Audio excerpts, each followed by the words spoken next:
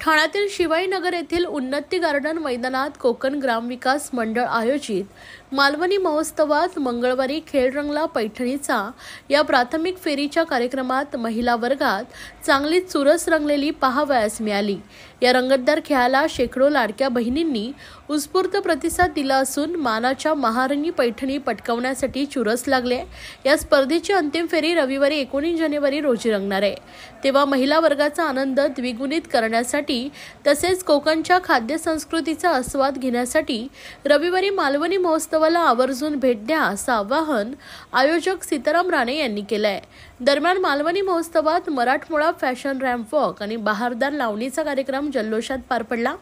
महिलांना घरच्या कामातून तसेच नोकरीच्या दररोजच्या व्यापातून विश्रांती घेऊन मनोरंजन करण्याचे आणि गृहिणी नोकरदार महिलांना आपल्यातील कलागुण सादर करण्याची संधी मिळावी यासाठी सीताराम राणे यांच्या मालवणी महोत्सवात खेळ रंगला पैठणीचा हा कार्यक्रम आयोजित करण्यात आला होता।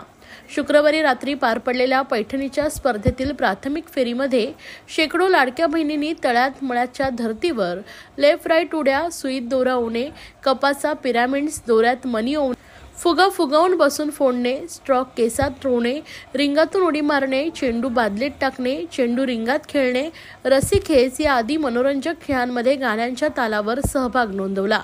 महिलांचा उत्साह पाहून उपस्थित रसिकांनीही पैठणीच्या या स्पर्धेचा आनंद लुटला।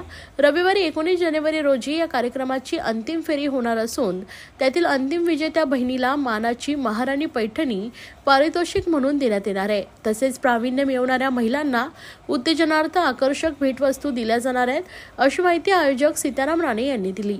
दरम्यान मालवणी महोत्सवात मराठमोळा फॅशन रॅम्प वॉक आणि बहारदार लावणीचा कार्यक्रम संपन्न झाला।